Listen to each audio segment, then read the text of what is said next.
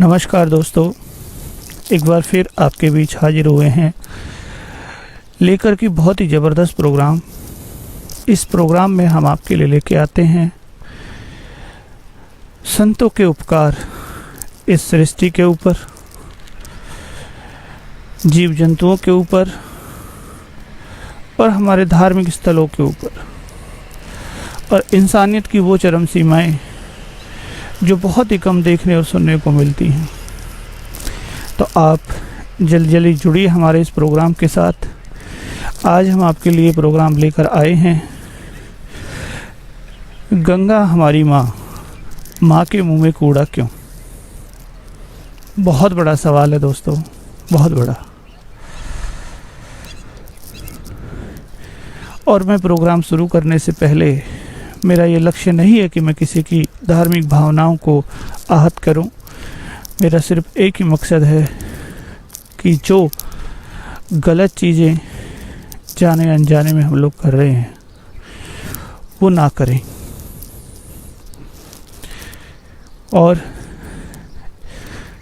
जो भी हम लेके आते हैं वो फैक्ट लेके आते हैं, सच्चाई लेके आते हैं।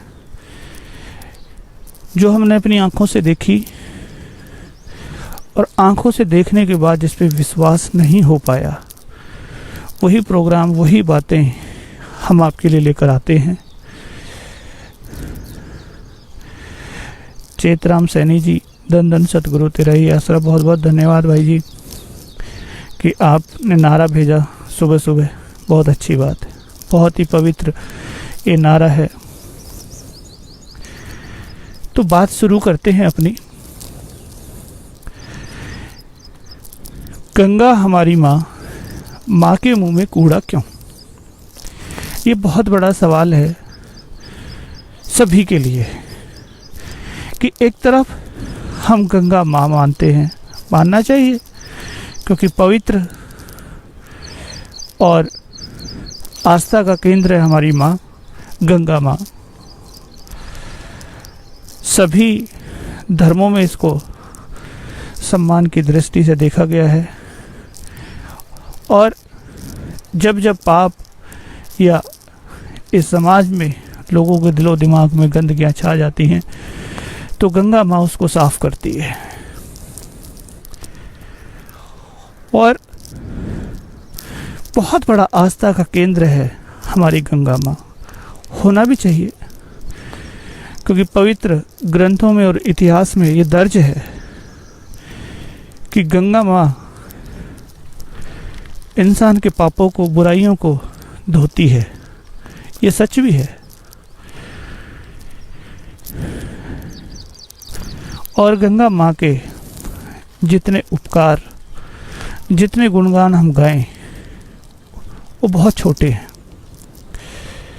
क्योंकि हमारे ऋषि मुनियों ने, संत महात्माओं ने गंगा माँ का दर्जा ऐसे ही नहीं दिया। जरूरी है कि उनके उपकार इस समाज पे, इस देश पे और इस दुनिया के ऊपर अनेकों हैं। जी हाँ, जो उपकार गिनाए ना जा सके, ऐसे ऐसे उपकार गंगा माँ के इस सृष्टि के ऊपर है। यहाँ तक कि इतिहास में भी दर्ज है, बताया जाता है कि जब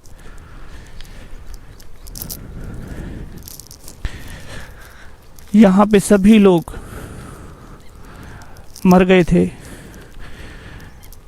तब जाकर के गंगा माँ से प्रार्थना की कि आप धरती पे आइए, भक्ति की, तब वो इस धरती पे आई और उन सबको जीवित किया अपने पवित्र जल से।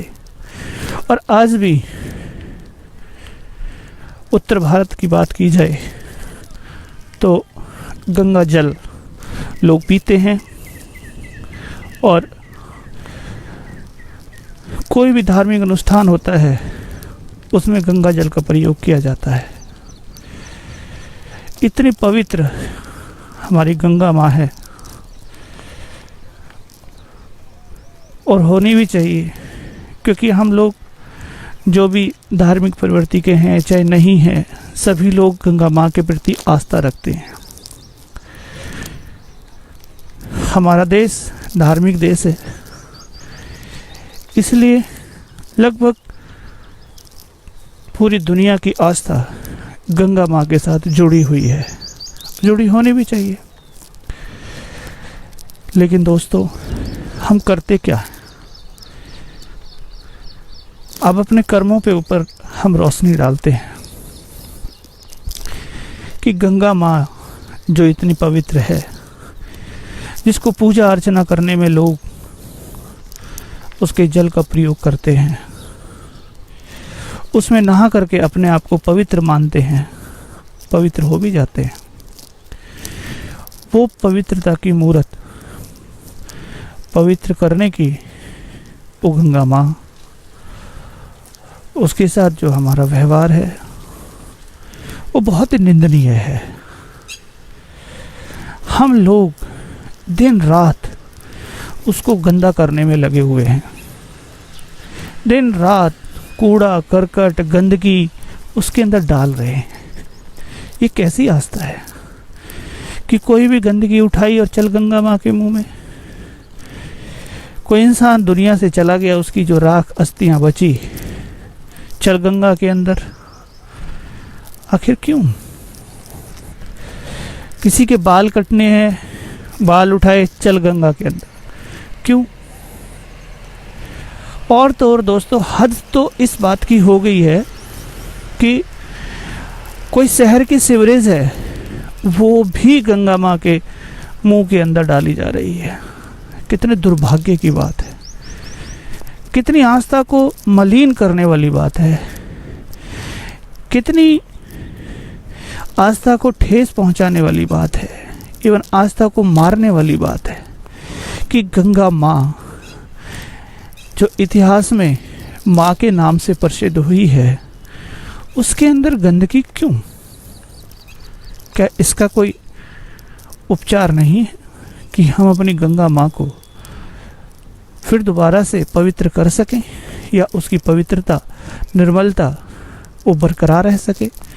बहुत से ऑप्शन होंगे सरकार के पास, लेकिन क्या कहें, वो तो कुछ कह नहीं सकती। कहीं ना कहीं वो भी इस निर्दयी इंसान के ऊपर, क्योंकि माँ है वो दयावान रहती है, कहीं ना कहीं वो भी कहती होगी कोई बात नहीं, मेरा बच्चा है, मेरे में गंदगी डाल रहा है,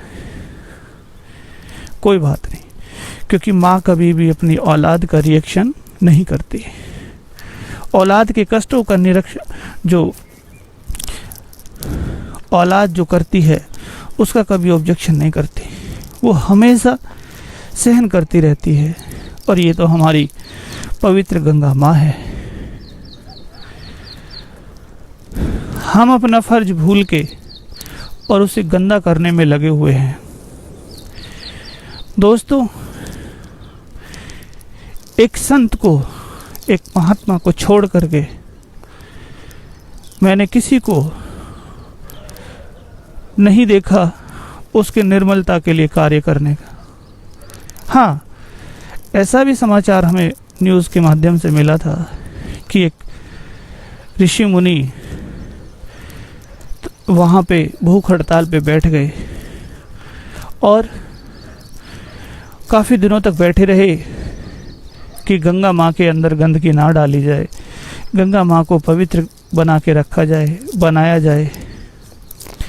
लेकिन उनकी कोई सुनवाई नहीं हुई और वो हड़ताल पे बैठे बैठे दुनिया से चले गए।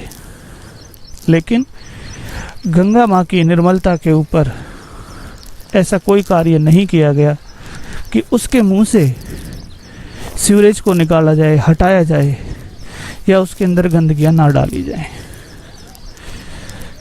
दोस्तों, हर किसी की अपनी आस्था होती है, मैं आस्था की बात नहीं कर रहा हूँ, वो तो एक अलग चीज़ है, अलग विषय है।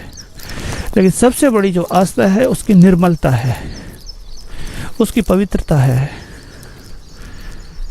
जिसकी हम लोग कसम खाते हैं, जिस चीज़ को हम यूज़ करते हैं और सर मत्थे लगाते हैं, मैं उसकी बात कर रहा हूँ। अब ये सोच के देखो कि जो माँ हमें या हमारे ऊपर या पूरे सृष्टि के ऊपर जिसने इतने बड़े बड़े उपकार किए हों, और ये इंसान अपनी छोटी सी एक भेड़ चाल कहिए या अज्ञानता कहिए या जो भी आप समझे, उसके चलते हुए उसके मुंह में गंदगी डाल रहा है। क्यों? कोई आदमी अगर दुनिया से चला गया, उसकी राख ली और उसके मुंह के अंदर डाल दिया। अब एक बात सोच के देखो दोस्तों कि जिस माँ ने हमें जन्म दिया है, अगर हम उसके ऊपर वो गंदगी डालेंगे, वो कैसा महसूस करेगी? ये माँ तो बोल भी सकती है, लेकिन गंगा माँ तो बोल भी नहीं सकती। लेकिन हम दिन रात उसको गंदा करने में लगे हुए हैं। दोस्तों, कितना दर्द उनको होता होगा कि मैंने दुनिया के पाप धोए और धो रही हूँ, और ये इंसान मानता नहीं, मेरे मुंह में गंदगी डाल रहा है, मेरे को दिन रात गंदा करने में लगा हुआ है। तो कहीं ना कहीं वो भी अंदर ही अंदर इन लोगों को सद्बुद्धि की जरूर मंगल कामना कर रही होंगी। जाहिर सी बात है, क्योंकि वो माँ है, वो कभी किसी का बुरा नहीं सोच सकती, ना बुरा कह सकती है। और कहीं ना कहीं ये भी इनको कह रही होंगी कि कोई ना कोई ऐसी शिक्षा इनको मिले कि इनको अकल आ जाए और ये मेरे मुंह में गंदगी ना डालें। ठीक है, सरकार अपना काम कर रही है, किस तरह से कर रही है हमें उससे मतलब नहीं है, लेकिन सच्चाई तो यही है कि गंगा हमारी माँ वो मैली है।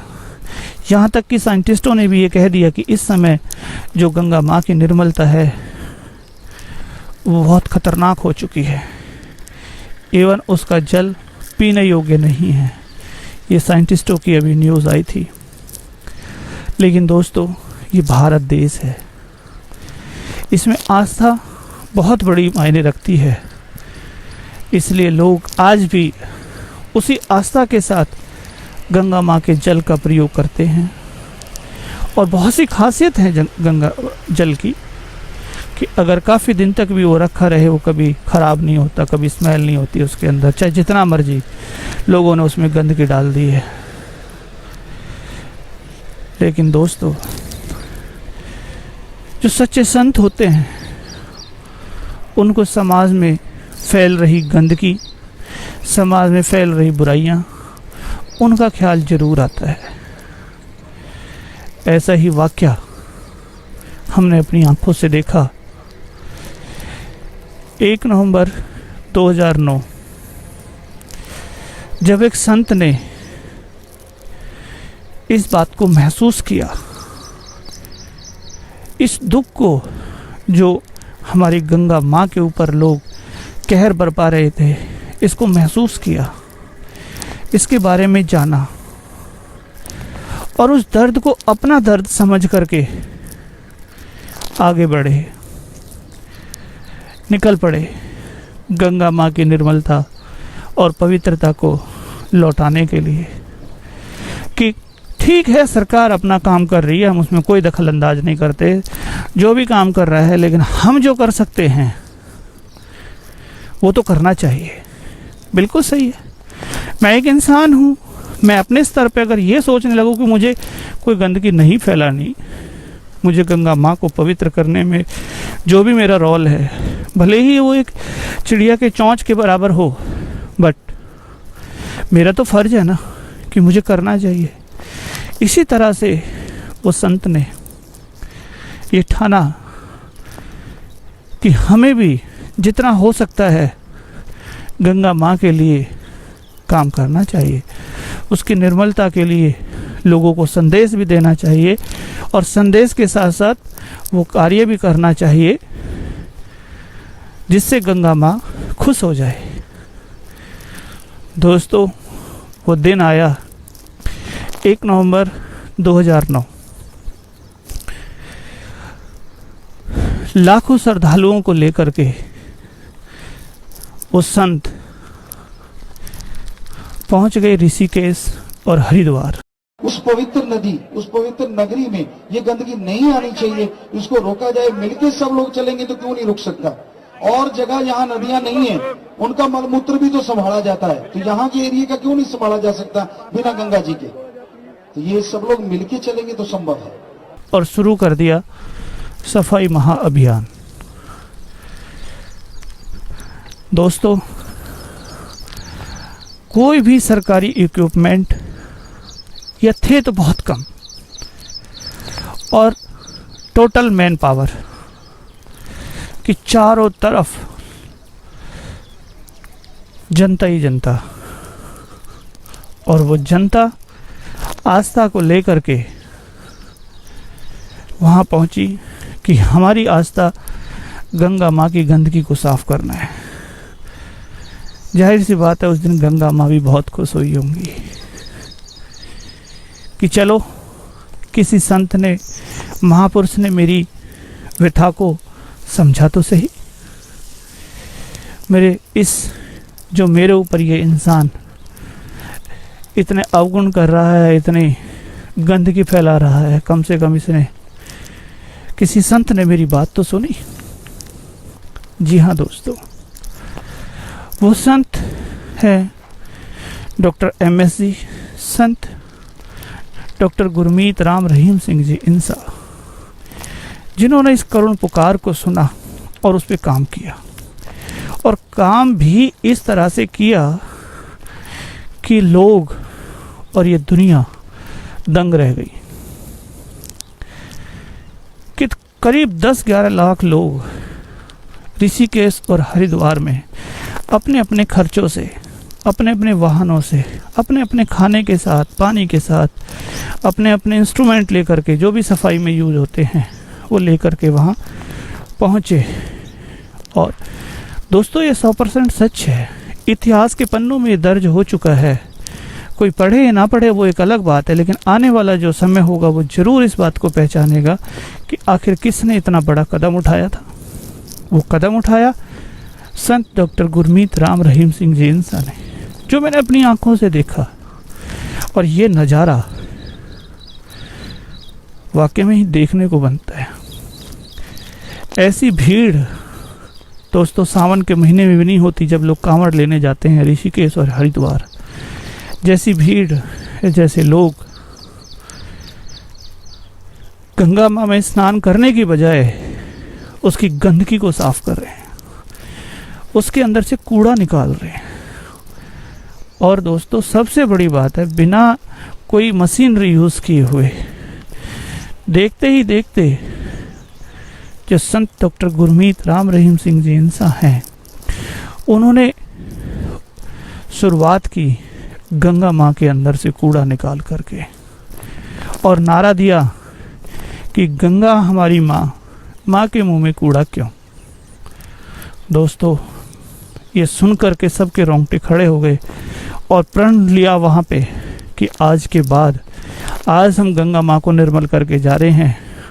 और यहाँ पे जितने भी लोग आए हुए हैं वो सब प्रण करते हैं, कसम खाते हैं कि आज के बाद, आज से ही हम गंगा माँ के अंदर कोई गंदगी नहीं डालेंगे और ना ही अपने परिवार के किसी मेंबर से को डालने देंगे। ऐसा प्रण लेकर के वहाँ से 10-11 लोग गंगा माँ की सफाई में लग गए। सुबह से शाम हो गई दोस्तों।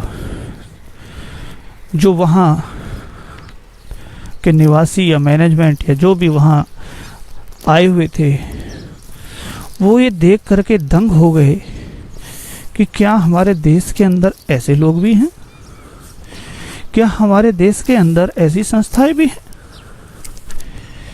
जो बिना किसी पैसे के, बिना किसी खर्च के, बिना किसी सरकारी सहायता के, और इतना बड़ा कार्य कर सके। वाकई में ही ये जनता के लिए एक बहुत बड़ा आश्चर्य का केंद्र बन गया। यहाँ तक कि ये भी अनाउंसमेंट करना पड़ गया था कि जो भी पुल हैं, जो गंगा माँ के ऊपर जो पुल हैं, उन पे कोई भी संगत खड़ी ना हो, क्योंकि वो पुल हिलने लगे थे। इतने लोग वहाँ पहुँचे थे।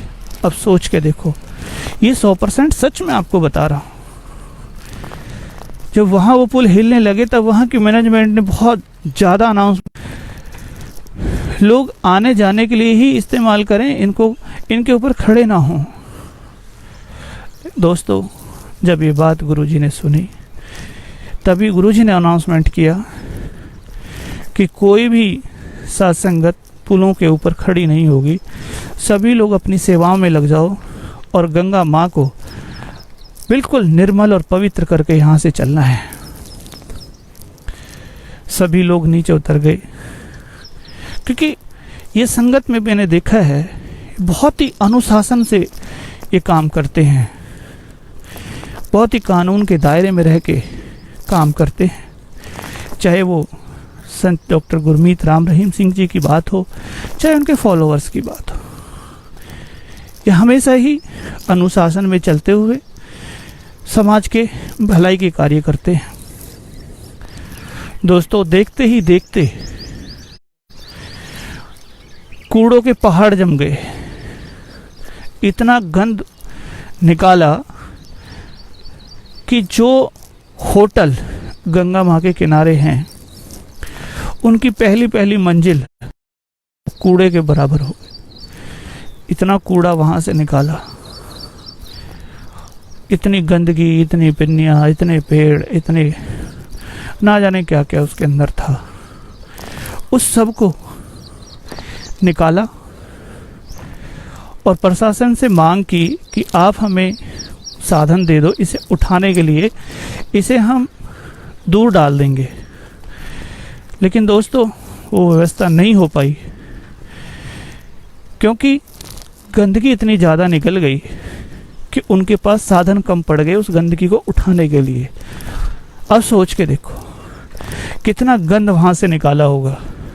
ये सच्चाई है। बहुत से बहन भाई जानते भी होंगे, और जो जानते हैं वो हमारे कमेंट सेक्शन में ज़रूर नीचे डालें कि आपने वो मंजर देखा था या नहीं। बहुत से बहन भाइयों ने वो ज़रूर देखा होगा, क्योंकि 100% सच है। दोस्तों, ऐसा उपकार और उसके साथ साथ देखिए एक चीज़ और वहाँ देखने को मिली कि आस्था का पूरा ख्याल रखा गया। ऐसा नहीं है, पूरी जो धार्मिक आस्थाएं हैं उनका पूरा ख्याल रखते हुए जो भी पैड़ियाँ गंगा माँ के अंदर बनी हुई हैं, उनको पूरी तरह से डिटर्जेंट पाउडर से धोया गया।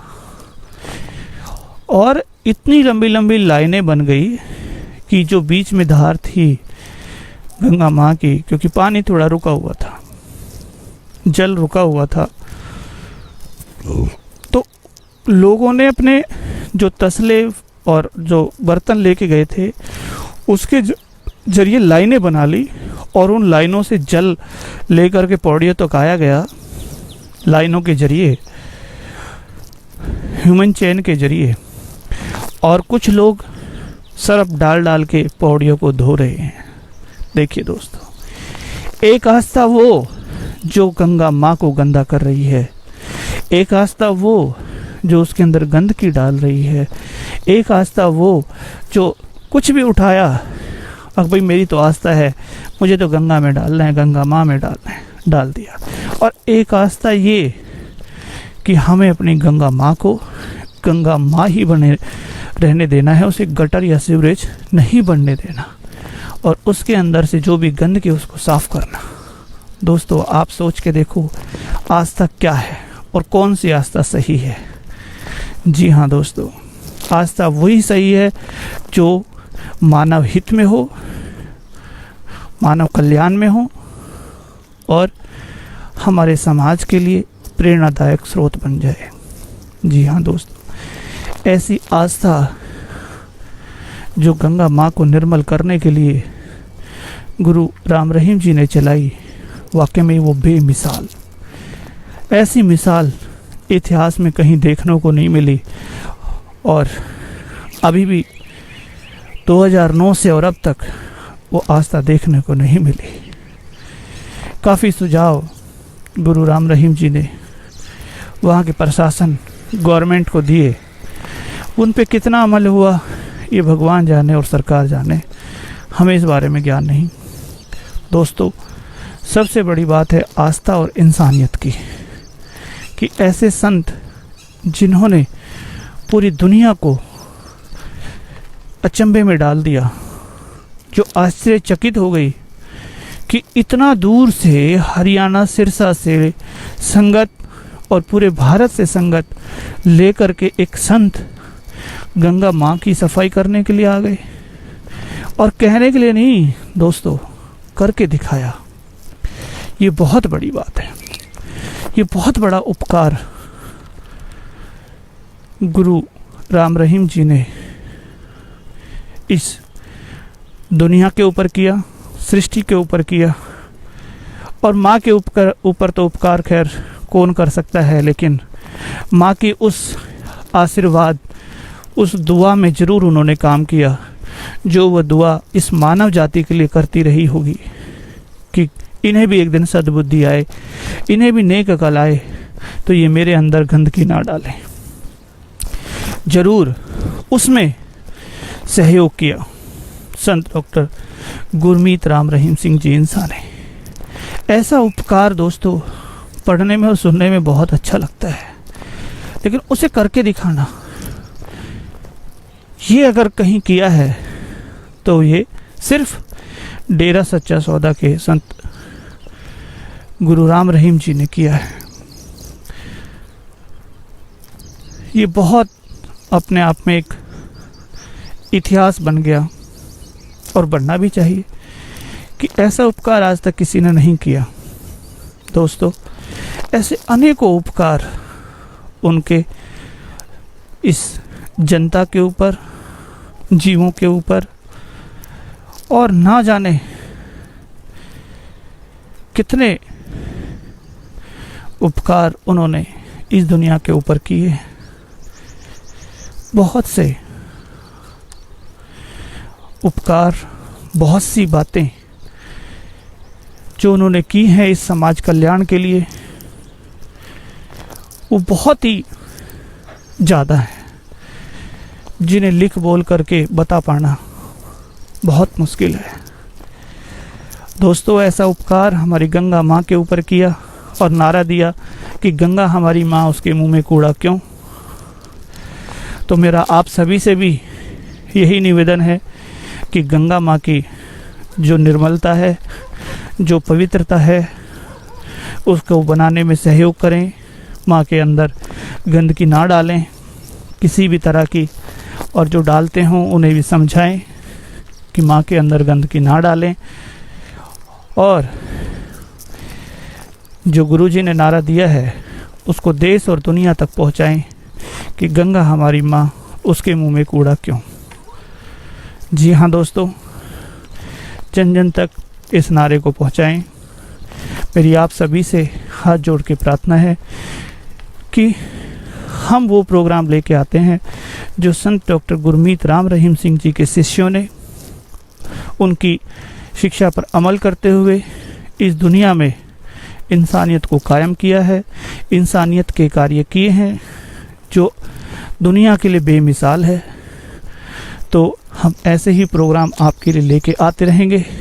और आप सभी से निवेदन कि हमारे कमेंट बॉक्स में अपने विचार ज़रूर डालें और हमारे प्रोग्राम को ज़्यादा से ज़्यादा शेयर करें, लाइक करें, और हमारे पेज को लाइक करें ताकि नोटिफिकेशन आपके पास जैसे ही हमारा कोई प्रोग्राम आता है उसका मिल जाए। क्योंकि ये चैनल आपके लिए हमेशा फैक्ट लेके आता है। फैक्ट पे आधारित जो भी प्रोग्राम्स होते हैं वो हम आपके लिए लेके आते हैं। तो देखते रहिए हमारा चैनल द फैक्ट आई। काम करेगा तो वो शूद्र कहलाएगा, चाहे वो जन्म कहीं क्षत्रिय के घर भी क्यों ना हुआ हो। तो इसलिए हमारे वेदों में भी कोई भेदभाव नहीं है, सबको एक ही माना गया है, सभी धर्मों में एक माना गया है। हम इसी एकता को, इसी धर्म को जगाने की पुरजोर कोशिश कर रहे हैं।